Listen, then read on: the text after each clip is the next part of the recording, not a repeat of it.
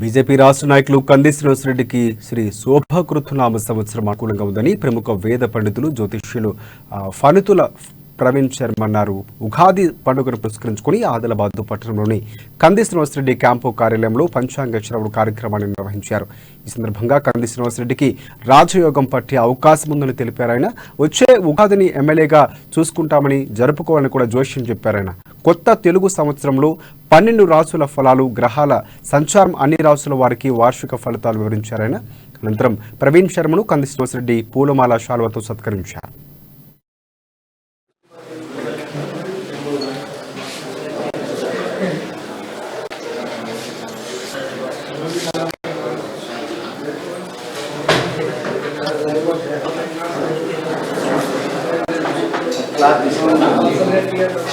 यो वेदादौ स्मरस्य प्रकृतिलीनस्तयः परः स महेश्वरः. श्रीमन्महागणाधिपतये नमः. श्रीमहासरस्वत्यै नमः. श्रीशारदगुरुभ्यो नमः. श्रीगुरुभ्यो नमः. हरि ओम्.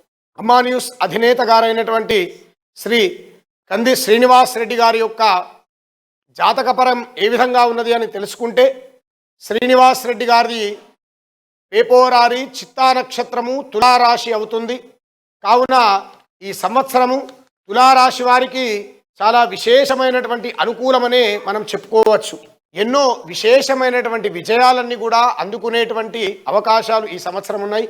అమ్మా న్యూస్ పేరు పైన కనుక చూస్తే కృత్తికా నక్షత్రం అవుతుంది, మేషరాశి అవుతుంది. కాబట్టి మధ్యమమైనటువంటి ఫలితము.